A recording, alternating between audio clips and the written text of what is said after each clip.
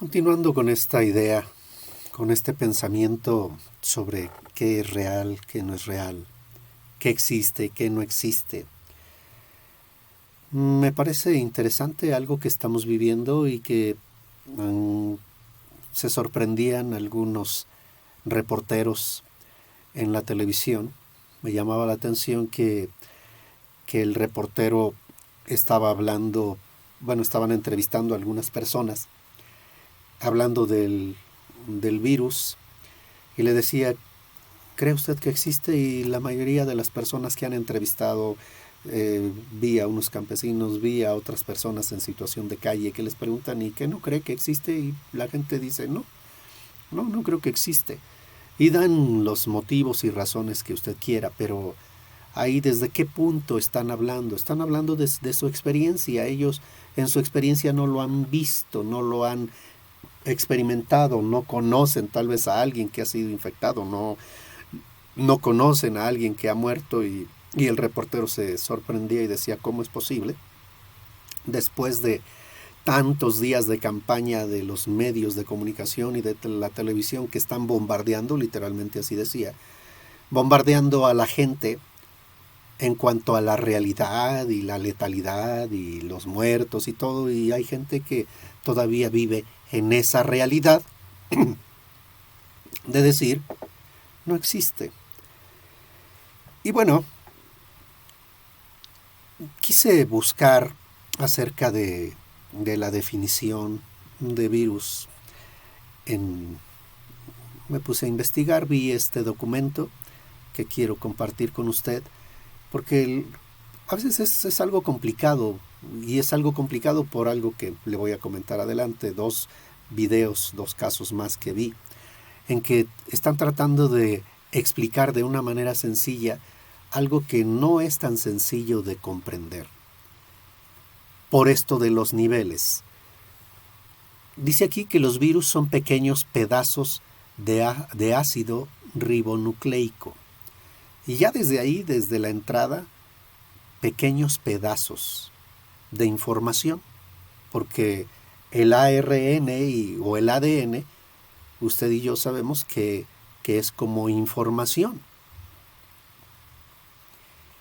Muchos están encapsulados en una envoltura hecha a base de proteínas conocida como cápside.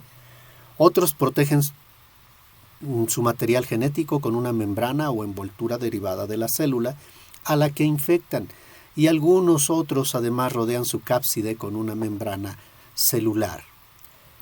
Pues aquí no tiene tanto que nosotros podamos aprender, porque una de las cosas que le comentaba es que hay ciertas analogías que nos sirven para comprender cosas, que las analogías no podemos llevarlas al extremo de lo absurdo, que debe haber un equilibrio, un balance.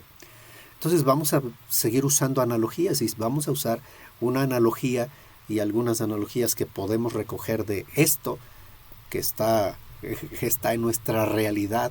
La estamos oyendo, la estamos viendo, la estamos viviendo. Y sigo leyendo, dice, los virus han evolucionado para reproducirse dentro de la célula que infectan, ya que por sí solos no son capaces de hacerlo porque carecen de la maquinaria molecular necesaria. Y quiero adelantarme a algo que vamos a ver más adelante, y porque le estoy mencionando de las analogías. El diablo no tiene poder. Dice Jesucristo, toda autoridad me ha sido dada en los cielos y en la tierra, por tanto, id y haced discípulos de las naciones. Y pregunta en su conferencia que escuchaba en inglés de la doctora Carolina, ¿quién tiene todo el poder? ¿Quién tiene toda la autoridad? Cristo. Entonces, ¿cuánto poder o cuánta autoridad tiene el diablo? Ninguna. Y otra vez, hablando en el sentido de que no tiene autoridad, pero es usurpador, es ladrón, es impostor, es imitador. Entonces, no se mueve con un poder legal o una autoridad legal, pero está obrando y está actuando. Ahora, pero dice aquí, por sí solo no son capaces de hacerlo, porque carecen. Entonces el diablo por sí mismo, si no usa una persona, si no usa a instrumentos, a seres vivos, no puede funcionar. Entonces, siguiendo aquí, dice este escrito, hay 3 problemas que un virus debe resolver para poder hacer más copias del mismo. ¿Cómo reproducirse dentro de la célula que infecta? Tiene que buscar cómo reproducirse, cómo esparcirse de una persona a otra y cómo evitar ser eliminado por las defensas o por el sistema inmunológico del hospedero. Tú y yo tenemos un sistema inmunológico y esta es la victoria que vence al mundo, nuestra fe. ¿Sí? ¿Quién es el que vence al mundo sino el que cree que Jesucristo es el Hijo de Dios? Y no solamente la fe, sino que aquí yo les mencionaba otra analogía que pude ver claramente. La piel. La piel representa una barrera impenetrable para un virus, porque está conformada por capas de células muertas. Y los virus necesitan células vivas para poder reproducirse. Por lo tanto, a menos que la piel se rompa, por ejemplo a través de heridas, o sea picada por ejemplo por mosquitos, los virus han elegido tomar otras rutas de entrada al hospedero. La otra analogía que estaba yo viendo y que le comparto, la piel, bueno, le comentaba que en el tacto donde mayormente lo desarrollamos o lo tenemos es en las manos, en los dedos. Sin embargo, el tacto está presente en todo nuestro cuerpo. Por eso percibimos y podemos sentir el frío, el calor y el toque y entonces esto, les decía, eso es a nivel físico. Pero a nivel del alma representa los afectos, o tenemos el sentido dentro del alma que llamamos afectos, y en el espíritu sería el equivalente o el que está alineado con este es el amor. Entonces dése cuenta, bueno, la analogía que yo veía, la piel representa una barrera impenetrable a través de los afectos, a través del amor. Cuando tenemos la certeza, cuando tenemos la seguridad, cuando estamos cubiertos por el amor de Dios, el perfecto amor echa fuera el temor. No podemos ser infectados por el diablo con su virus del miedo. Él quiere infectarnos a través de generar miedo, generar cosas en nuestra vida. Cuando estamos cubiertos por el amor de Dios, el virus no puede penetrar. La piel representa una barrera impenetrable para un virus. Esa es una analogía. La otra analogía que seguimos viendo dice, por lo tanto, a menos que la piel se rompa, y te pone entre paréntesis, por ejemplo, heridas.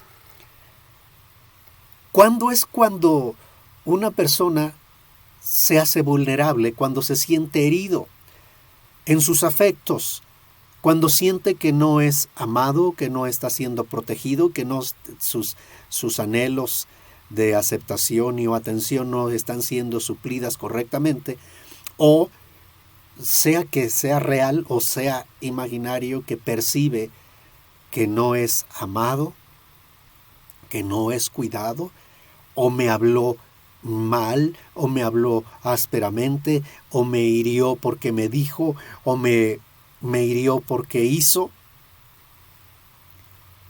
Ahí hay una herida. Y esa herida permite que el virus entre, que comiences a dudar del amor de Dios, que comiences a imaginar por qué Dios permitió, por qué Dios porque ya hubo una herida en tu cobertura, en el amor. Ya se hizo una herida. Te sientes lastimado, te sientes herido porque Dios, tú pensabas que iba a hacer algo y no lo hizo. O simplemente a través de los seres humanos también somos heridos. O sea, en el curso de Rompiendo Lazos que Atan nos dice, es inevitable que seamos heridos conforme vamos creciendo. Pero ¿cómo se sanan las heridas? A través del perdón. Sea que yo me siento herido, lo que tengo que hacer es elijo perdonar para que no sea atacado.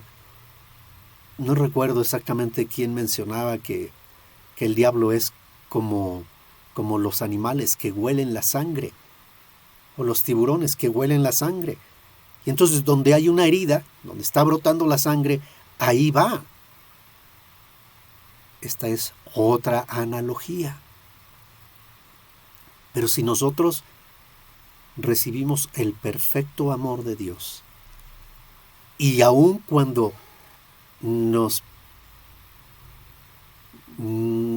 podamos experimentar que soy herido o que pasó esto, pasó aquello, lo que elegimos es, elijo perdonar o elijo decirle a Dios, como veíamos en el Salmo 116, Señor, pues tal vez yo no entiendo, tal vez yo no comprendo, yo me sentía de esta manera, pero ¿qué es lo que hice? ¿Cómo sanó en el Salmo 116? Dice, ha oído mi voz y mis súplicas, porque ha inclinado a mí su oído. Ahí Dios le está dando aceptación, Él siente aceptación porque está siendo escuchado.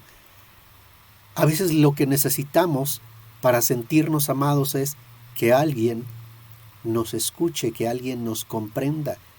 No necesariamente que nos dé la razón, no necesariamente, pero esa es una manera en la que tú das atención, das aceptación, das amor, dándote tu tiempo, dándote de tu escucha. Me rodearon ligaduras de muerte, me encontraron las angustias del Seol, angustia y dolor había yo hallado. Entonces invoqué el nombre de Yahweh diciendo, oh Yahweh, libra ahora mi alma. Clemente es Yahweh y justo. ¿Se acuerda que el domingo pasado le hablé de este pasaje de Romanos? Para que Él sea el justo y el que justifica. Cuando tú te sientes herido y quieres responsabilizar a alguien y piensas, es que no es justo Dios, decíamos ahí no se manifiesta la justicia porque estás haciendo un juicio.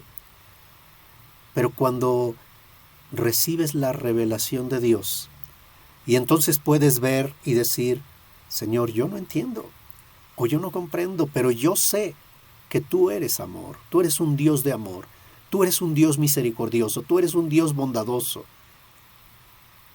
tú eres bueno.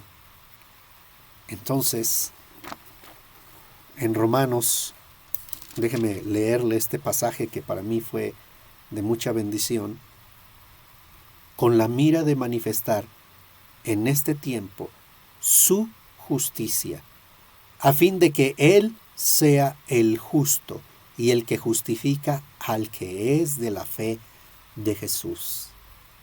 Él es el que nos justifica. No necesitas sentirte víctima, no necesitas culpar a alguien. La justicia divina dice, lo estudiábamos, la justicia divina busca corregir errores. Y en este caso, muchas veces el error que tengo que corregir es mi percepción. A veces el que está errado soy yo porque estoy haciendo un juicio. ¿Y qué es lo que Dios quiere corregir?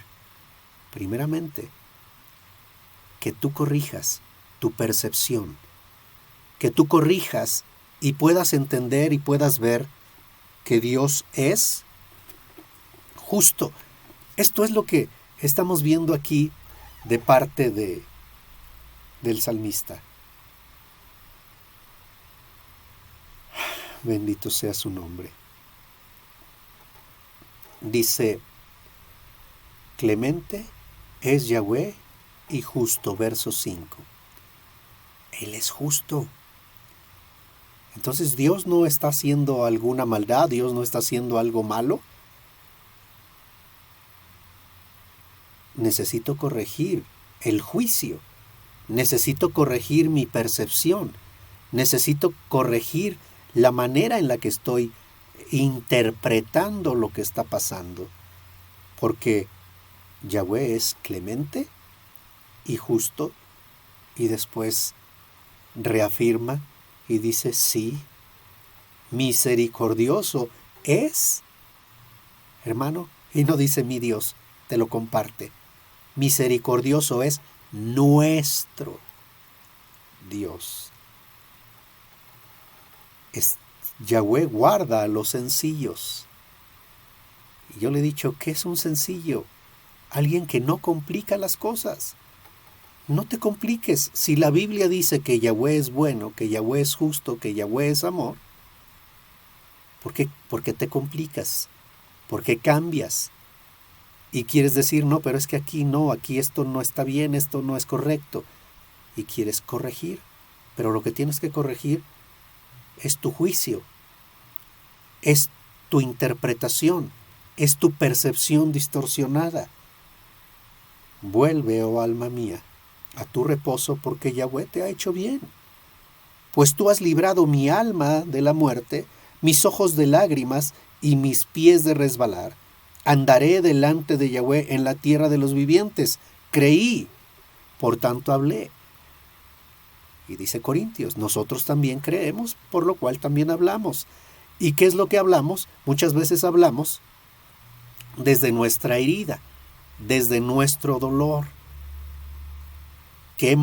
O sea, por eso a veces se usa esa expresión. ¿Y qué mosco le picó a este? ¿Qué mosco le picó? O sea, ¿por qué anda así? ¿Por qué está raro? ¿Por qué está enojado? ¿Por qué se está portando de esta manera? ¿Qué mosco le picó? Otra analogía. A veces podríamos preguntar eso también en cuanto a los cristianos. Es un cristiano. ¿Por qué está actuando de esa manera? ¿Qué mosco le picó? Ya se contagió de un virus. Se está contagiando de algo que no debería tener un efecto nocivo sobre él. Esto lo relacioné con lo que habíamos estudiado, que le compartí de esta conferencia de la doctora Carolina, que lo traduje del inglés al español, comenzando por Juan 8:44. No quiero compartir toda la conferencia, solamente algunos puntos, en donde dice, el diablo ha sido homicida desde el principio y no ha permanecido en la verdad, porque no hay verdad en él.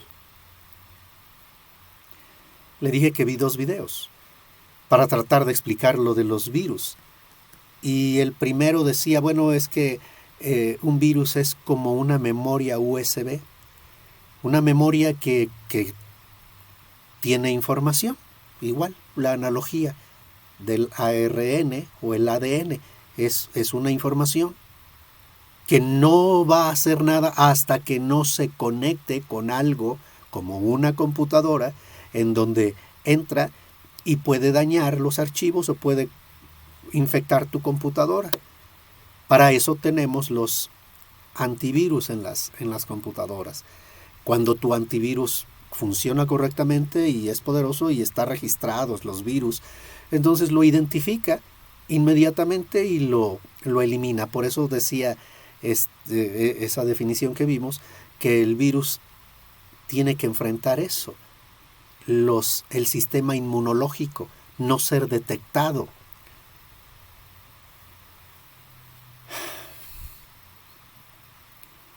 Esa era una analogía. La otra, decía un doctor que casi se lo acaban, porque hablando de esto en su plática, estaba diciéndole a sus escuchas o a sus oyentes, pues vamos a tratar de matar el virus. Y alguien le corrigió y le dijo, ¿cómo vas a matar algo que no tiene vida? ¿Por qué no tiene vida? Porque es solo información. Por eso es que es lo complicado, no cualquier antibiótico va a matar un virus. Por eso dicen es que esta es una enfermedad viral. Los doctores no te dan un antibiótico cuando tienes una enfermedad viral. Tiene que pasar un proceso. La pregunta es, ¿qué mentiras estás creyendo? En cada situación que tú enfrentas, ¿hay verdad o hay mentira? O sea, otra vez, te conectas con Dios, te conectas con Cristo, quien es el camino, la verdad y la vida, o te conectas con el que es padre de mentira. Te conectas con aquel que ha sido homicida desde el principio y que no ha permanecido en la verdad porque no hay verdad en él, carece de esa esencia. Cuando habla, mentira. De suyo habla porque es mentiroso y padre de mentira. En cada situación que enfrentas, entonces hay una opción u otra. Y tú decides. Tú debes tomar la decisión de con quién te vas a conectar, qué es lo que vas a escuchar, a quién le vas a creer. Porque las probabilidades son cosas que no han sucedido aún. Y sabemos que el diablo no tiene poder, ya te mencioné por qué. Por lo que viene a nosotros con mentiras, es decir, sobre posibilidades o sobre probabilidades. Ese es el poder que tiene la mentira. O sea, no te está diciendo algo que no sea posible, algo que no sea probable. Es posible que pase esto, es posible que pase aquello. Son cosas que están en el futuro. Cosas que no están sucediendo todavía. Están en el futuro. ¿Existe la posibilidad o existe la probabilidad? Pero hasta que no le das entrada, un término que usa la doctora es factuality, se hace un hecho de ser una posibilidad o una probabilidad. Cuando creemos en la mentira, esta es procesada por nuestro cerebro. Y aquello en lo que fijamos nuestra atención y pensamos crece y pasa a ser una realidad física a nivel celular. Ya se hizo una realidad. ¿Existía antes? No, solamente como una posibilidad, como una probabilidad. Pero ahora ya le diste una realidad física a nivel celular. Así que una mentira en la cual piensas crecerá influyendo la manera en la que actúas, en la manera en que te mueves, en la manera en la que funcionas. Debemos tener discernimiento y poner atención a qué mentiras estamos creyendo, qué se está desarrollando en nuestro cerebro por nuestros pensamientos. No podemos controlar los eventos y circunstancias de nuestra vida, pero sí podemos controlar nuestras reacciones a dichos eventos y circunstancias. Y es lo que veíamos el domingo pasado. Hay cosas que suceden y que están sucediendo que están más allá de mi control. O sea, yo no las puedo controlar. Yo no tengo ese poder, esa capacidad. Pero cuando la gente se resiste, y es parte de lo que vimos en esa imagen, existe el diablo, existe el mal. Y yo le dije, hay gente que aún cristianos dicen, pero ¿cómo es posible que Dios permita? ¿Y por qué Dios creó? ¿Y por qué Dios hizo? ¿Y por qué? Y se pelean con una realidad. Una realidad que en cierto nivel podríamos decir, pues no existe. Pero cuando nos convertimos en colaboradores del enemigo porque creemos en sus mentiras, entonces ya estamos en otro ámbito, le estamos dando substancia, le estamos dando una realidad física, primero en nuestra mente, pero después en lo que hablamos o en lo que decimos, porque esa es otra manera en la que, otra analogía que veíamos es cómo contagiar a otros. ¿Cómo contagiar a otros? Bueno, primeramente contagias a uno, ese uno ya lo creyó, ya lo procesó, ya lo hizo suyo y ahora lo dice a otro y lo comunica a otro y lo empieza a comunicar y a esparcir a otros oídos, que algunos de esos oídos lo van a escuchar y lo van a recibir, porque lo está diciendo mi papá, porque lo está diciendo mi mamá, porque lo está diciendo mi tío, porque lo está diciendo esta persona que está en autoridad. El enemigo es un mentiroso y él va a venir con mentiras en cada oportunidad. Pero esas mentiras están vacías, huecas, hasta que nosotros las procesamos y las convertimos en algo tangible. Si tú las crees, tus mentiras entran a ti. Físicamente, tú las estás edificando a través de tus pensamientos. Estas se convierten en caminos neuronales que te llevan a actuar. Y dice el libro de Proverbios, y como piensa el hombre en su corazón, tal es él. Hemos visto cómo que tal es él a nivel del alma, sí, eso se llama personalidad. Pero la personalidad es algo que tú desarrollaste. No es como Dios te hizo, no es como Dios te creó. Nuevamente cito a la doctora Carolina. It is not who you are. No es lo que tú eres. It is who you have become. Esto es en lo que tú, con tus decisiones, con tus elecciones, en lo que tú te has convertido. Porque has creído, porque has asimilado, porque en lugar de recibir con mansedumbre la palabra implantada, la cual puede salvar tu alma, has elegido recibir mentiras del diablo. Debe haber ese discernimiento en nosotros. Mire,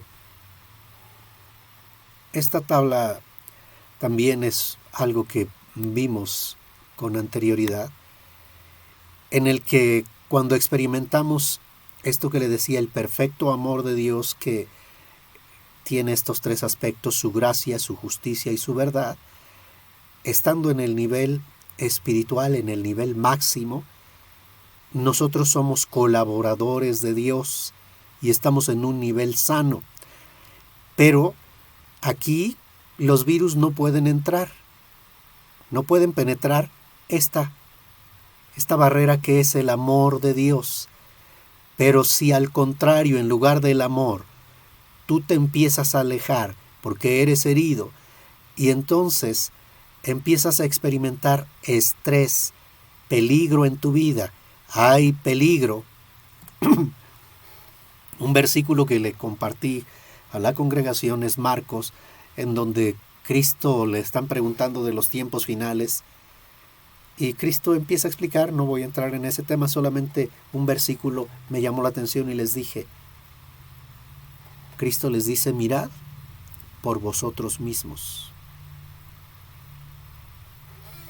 No permitas que el diablo te esté sembrando ideas, mentiras. No permitas que tu visión sea distorsionada por lo que dice este o por lo que dice aquel, sino tienes que mirar por ti mismo y tienes que hacerlo con discernimiento, con la visión que da el Espíritu, de tal manera que en lugar de que tú llegues a este punto de combatir, y que es a lo que está llegando mucha gente en la actualidad. Vemos gente que está agrediendo a doctores, a enfermeras, a personas que se dedican a la salud aquí en nuestro país. Bueno, ¿por qué? Porque están en un estrés, en un estado de psicosis que han llegado a ese punto. Las compras de pánico aquí, el competir, el mirar por nosotros mismos, pero en el sentido negativo de la palabra, del ego, ¿sí? En lugar de pensar en los demás, como estoy alejándome cada vez más del amor de Dios, estoy permitiendo que esto se manifieste porque estoy creyendo en las mentiras del enemigo. Entonces debo tener mucho cuidado en cómo me estoy moviendo. Aún, hermano, al estudiar la palabra, yo ya se lo he dicho, pero déjeme repetírselo una vez más. Hay personas que están aprovechando este tiempo supuestamente para evangelizar. En este tiempo, dicen, es una oportunidad para evangelizar, para que la gente se convierta. Pero mucha de esa gente se va a convertir por miedo. Mucha de esa gente no es por fe, es por el miedo. Pero algunos justifican esto y dicen, bueno, pero finalmente se van a convertir. Bueno, no finalmente. No sabemos. El único que conoce los corazones es Dios. Pero para mí lo que dice el libro de Apocalipsis es, bienaventurado el que lee y los que oyen las palabras de esta profecía. Bienaventurados, felices. ¿Por qué se predica de estos temas del Apocalipsis? Porque ahorita lo que está sucediendo es, ya viene el fin del mundo y estas son las señales y ya va a llegar el anticristo y esto es lo que ya va a empezar el nuevo orden mundial y viene la gran tribulación y etcétera, etcétera. Y ya le dije, no es que yo no crea que está escrito, pero dice Cristo, mirad por vosotros mismos. Tenemos que tener discernimiento. ¿Cuál es la actitud? Porque, obviamente, una de las cosas que yo le he dicho es que yo le voy a compartir según la gracia que recibí de Dios. Cada uno, dice Primera de Pedro 4:10, cada uno, según el don que ha recibido, ministrelo a otros, como buenos administradores de la multiforme gracia de Dios. Si yo tengo el don, la gracia de Cristo de ser pastor o de ser maestro, me voy a mover conforme a esa gracia, conforme a ese don. Y voy a hablar, porque sigue diciendo la Escritura, si alguno habla, sea apóstol, sea profeta, sea evangelista, sea pastor o sea maestro, hable conforme a las palabras de Dios, con la intención correcta. Tienes que dar el mensaje, pero aún con la entonación, con la manera en la que Dios está dando ese mensaje. Tú eres un vocero. Tú tienes que transmitir el mensaje. No le pongas sazón, no le pongas de ti. Da el mensaje como es. Pero a algunos les gusta ponerle sazón. Bueno, según el don, según la personalidad que cada uno de ellos tiene, pero dice, si alguno habla, hable conforme a las palabras de Dios, y alguno ministre conforme al poder que Dios da, para que en todo sea Dios glorificado por Jesucristo, a quien pertenecen la gloria y el imperio por los siglos de los siglos. Amén. Entonces yo no voy a tratar de cambiar a las personas o convertir a las personas a través de manipulación, a través de chantaje. a través del miedo. Es cierto que la palabra es clara y que la palabra es la espada del Espíritu y que penetra. Úsala. Usa la palabra, enseña la palabra, habla la palabra y deja que la palabra haga su obra. Porque así será mi palabra que sale de mi boca. No volverá a mí vacía, sino que hará lo que yo me propuse, aquello para lo cual yo la envié. Eso es lo que nos dice Dios. Confiemos en eso. Que la misma palabra haga la obra. Mi responsabilidad es dar el mensaje, hablar el mensaje. Dejemos que la palabra haga su obra, para que en todo sea Dios glorificado por nuestro Señor Jesucristo. Amén. Amén. Yahweh les bendiga.